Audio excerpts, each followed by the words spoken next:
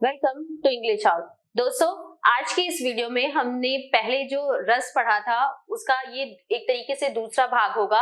हमने रस क्या है, रस के कितने भेद हैं, रस का भाव क्या होता है और जितने भी आपके रस हैं उसके स्थायी भाव क्या होते हैं, संचारी भाव क्या होता है, ये सारी चीजों के बारे में हमने पढ़ा था। आज की इस वीडियो में हम आगे हर रस के बारे में कि उसका स्थायी भाव क्या है, उसको कैसे पता लगाया जाता है और उसके क्या उदाहरण है उसके बारे में पढ़ेंगे। तो आज की वीडियो को स्टार्ट करने से पहले बस एक बार ये आप लोगों से रिक्वेस्ट है कि चैनल को सब्सक्राइब जरूर करें, वीडियो को लाइक जरूर करें, क्योंकि ये जो सारी वीडियोस हैं या ये हिंदी से जुड़ी हुई जितनी भी वीडियोस हैं वो आपके यूपी टेट हुआ, सी टेट हुआ, इस तरह की जितनी भी प्रतियोगी परीक्षाएं होती हैं जिसमें हिंदी पूछा जाता है उसके लिहाज से ये बहुत महत्वपूर्ण है। तो चलिए शुरू करते हैं आज का वीडियो। और हमने इससे पहले रस की परिभाषा और बाकी चीजों के बारे में पढ़ लिया है। आज की वीडियो में हम शुरू करते हैं श्रृंगार रस से। और जैसे कि आप देख रहे हैं सामने लिखा हुआ है, श्रृंगार रस किसी काव्य में नायक तथा नायिका के प्रेम मिलाप तथा विरह का वर्णन किया जाता है, वहां श्रृंगार रस होता है। इसका स्थायी भाव रति होता है। इसका स्थायी भाव रति है, जैसा कि यहाँ पे लिखा हुआ है। रस में अगर देखा जाए तो श्रृंगार रस जो है वो सबसे महत्वपूर्ण माना जाता है, क्योंकि है क्या, जितनी भी रचनाएं हैं वो मुख्यतः जितनी भी रचनाएं हुई हैं या जितनी भी चीजें हुई हैं वो श्रृंगार रस से संबंधित हैं और इसका जो क्षेत्र है वो बहुत व्यापक माना जाता है। तो आप श्रृंगार रस को महत्वपूर्ण रसों में रखा जाता है। और यहाँ परिभाषा में यही दिया हुआ है कि जहां पर आप नायक नायिका यानी एक तरीके से जिसे आप इंग्लिश में कहते हैं एक्टर या एक्ट्रेस के मिलने बिछड़ने, इन सारी चीजों का जहाँ पे वर्णन होता है, इनसे जुड़े हुए रचनाओं का वर्णन होता है, वहां पे श्रृंगार रस होता है। उसका स्थायी भाव होता है रति। इसके दो प्रकार होते हैं, दो भेद होते हैं, संयोग श्रृंगार रस और वियोग श्रृंगार रस। और आप ये चीज ध्यान रखिएगा कि अगर प्रश्न में आपसे पूछा जाता है, पेपर में आपसे पूछा जाता है कि श्रृंगार रस का स्थायी भाव क्या है, तो आप रति कहेंगे। और अगर आपसे ये पूछा जाता है कि श्रृंगार रस के अंतर्गत, या आपसे पूछा जाता है कि संयोग श्रृंगार रस का स्थायी भाव क्या है, तो भी उत्तर रति होगा। या वियोग श्रृंगार रस का स्थायी भाव क्या है, तो भी उत्तर रति ही होगा। आगे बढ़ते हैं।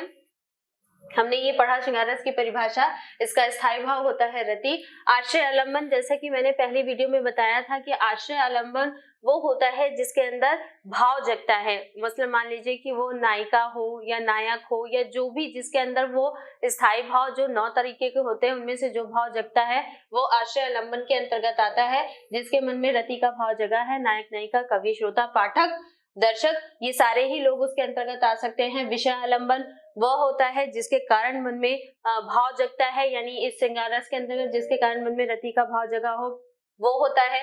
उद्दीपन व परिस्थितियां या वस्तुएं जिनके कारण स्थायी भाव जगा है, चांदनी रात, वर्षा, एकांत स्थल, गायन, वादन, ये सारी ही चीजें इसके अंतर्गत आती हैं। अनुभव, आश्रय की चेष्टाएं, मुस्कुराना, शर्म से आंखों का झुकना आदि। और संचारी भाव, हर्ष, जिज्ञासा, उत्सुकता, लज्जा आदि।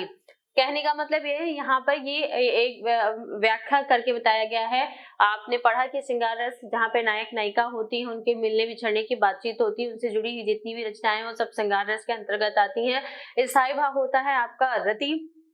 आश्रय आलंबन वो होता है जिसके अंदर भाव जगता है। अगर वो श्रृंगार रस के अंतर्गत है तो नायिका या नायक हो गया।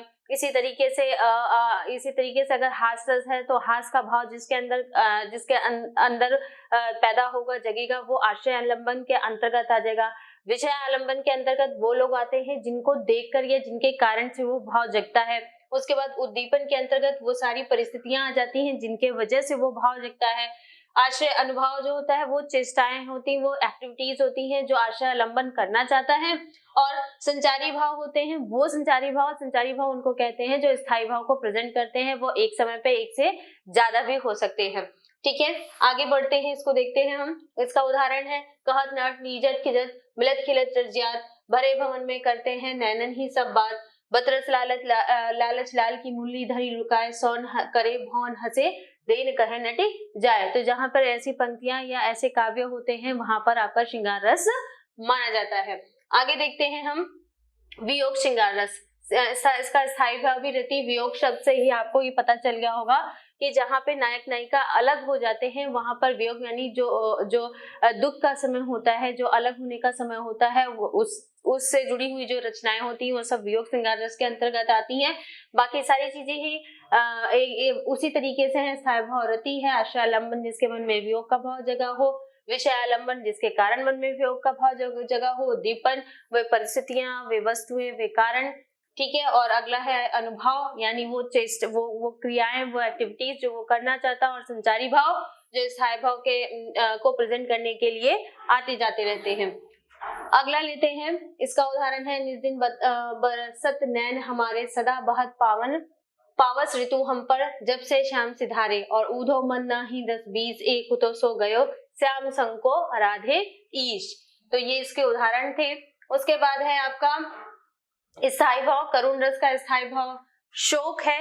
करुण रस का स्थायी भाव शोक होता है। अगर आपसे कोई पूछे कि करुण, पेपर में पूछा जाए कि करुण रस का स्थायी भाव क्या होता है, तो इसका उत्तर होता है शोक। आशय आलम्बन जिसके मन में शोक का भाव जगा हो, विषय आलम्बन वह व्यक्ति जिसके कारण मन में शोक का भाव जगा हो, उद्दीपन वे परिस्थितियां, वस्तुएं जिनके कारण स्थायी भाव जगा हो, और अनुभाव वो सारी चेष्टाएं, वो एक्टिविटीज होती हैं, और संचारी भाव विषाद, त्रास, चिंता, जड़ता, दीनता आदि।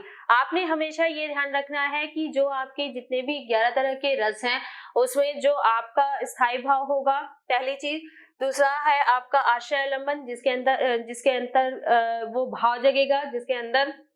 उसके बाद विषय आलम्बन वो होगा जिसके लिए, जिसके कारण से भाव जगेगा।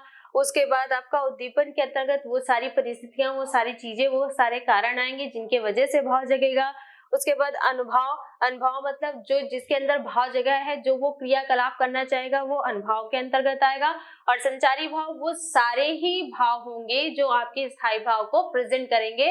आपने ये ध्यान रखना है, स्थायी भाव और संचारी भाव में ये फर्क होता है कि स्थायी भाव जो होता है वो फिक्स होता है, संचारी भाव एक समय में एक से ज्यादा हो सकते हैं, वो आते जाते रहते हैं, ठीक है। तो ये चीज आपको हमेशा ध्यान रखनी है। करुण रस के आगे बढ़ते हैं। इसका उदाहरण है शोक विकल सब रोवहि रानी रूप सील बल तेज बखानी करहि विलाप अनेक प्रकारा पारहि भूमि तल बारहि बारा, ठीक है। आगे बढ़ते हैं। हास्य रस, अब इसमें भी स्थायी भाव है आपका हास। आश्रय आलम्बन है जिसके मन में हास का भाव जगा है, यानी कवि, श्रोता, पाठक, दर्शक। कवि, श्रोता, पाठक, दर्शक का मतलब ये है कि कवि जो कह रहा है, जो रचना कर रहा है, श्रोता जो सुन रहा है, दर्शक जो देख रहा है, पाठक जो पढ़ रहा है। तो इसमें आप कंफ्यूज मत होइएगा, ये उदाहरण है, ये एग्जाम्पल दिया गया कि उसके अंतर्गत कौन कौन हो सकता है, ठीक है। और विषय आलम्बन वह व्यक्ति जिसके कारण मन में हास का भाव जगा है। अनुभव, आश्रय की हास्य चेष्टाएं, ठहाका लगाना आदि। संचारी भाव हर्ष, उत्सुकता, चपलता, चंचलता आदि। इसका उदाहरण लेते हैं हम। विंध्य के वासी उदासी तपोवृत्तिधारी महाबिनु नारी दुखारे गौतम तीय तरि तुलसी सो कथा सुनि भे मुनि वृंद सुखारे है सिला सब चंद्रमुखी पर से पद पंजुल कंज तिहारे कीनी भली रघुनायक जो कृपा करी कानन को पग उधारे, ठीक है। आगे लेते हैं हम लोग, आगे बढ़ते हैं। रौद्र रस, इसका स्थायी भाव होता है क्रोध। रौद्र रूप, आपने जैसे सुना होगा कि शिव जी का कहते हैं रौद्र रूप, यानी कि वो उस समय इतने असीम क्रोध, इतने ज्यादा एक्सट्रीम लेवल के क्रोध में होते हैं जिसको देख पाना और जिसको फील कर पाना बड़ा मुश्किल होता है। तो रौद्र रस के अंतर्गत वो सारी चीजें आती हैं।